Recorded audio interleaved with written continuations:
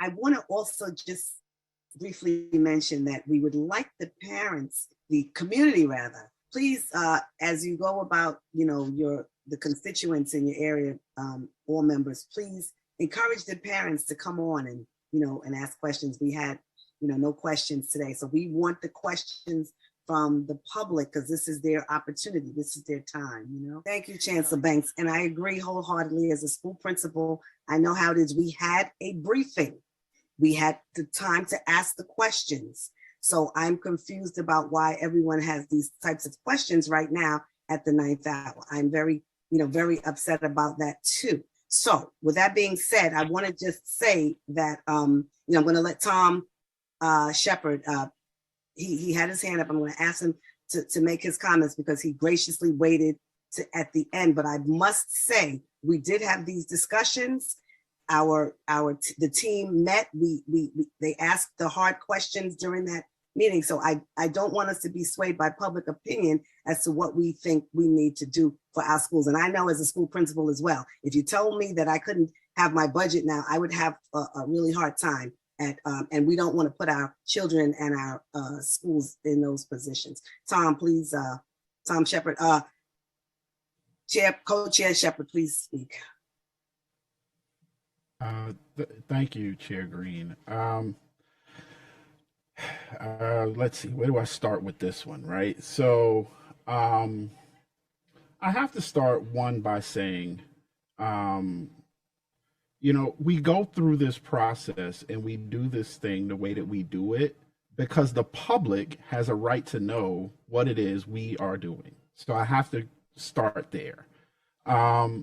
There are a lot of issues with this Fair Student formula, right? This Fair Student Funding formula. Parents are all confused about it, right? It doesn't do the thing that it needs to do in the way it needs to do it. We have been meeting about this for years. This formula, these weights have not changed in years.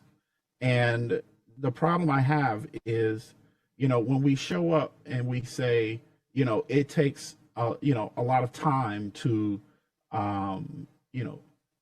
go through these things and get them to where they need to be. Well, how much time do we need, right? Because we've been dealing with this for, the Fair Student Funding formula itself has been around for 15 years, since 2007. Unchanged.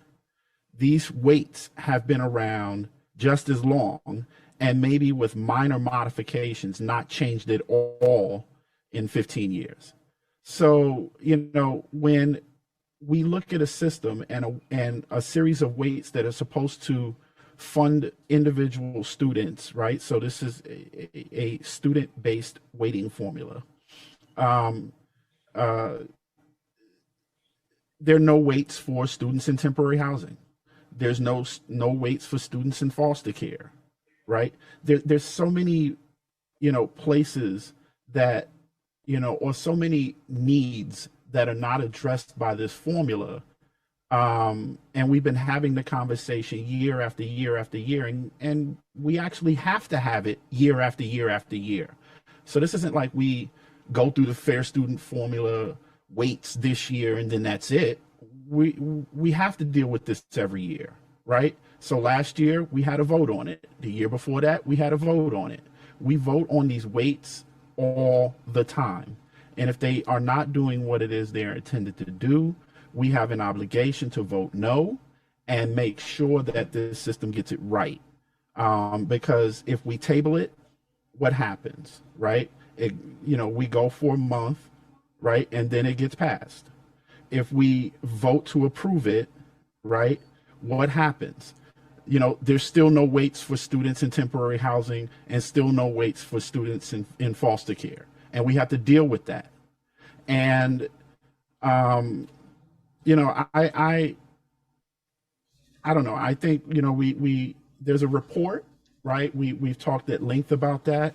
And what does that report represent? It represents work that people put in. And, we continue to have conversations about these formulas, year after year. And one thing I will say is the formula itself, right? We have lots of conversations around the application of the formula, so how it's applied, right?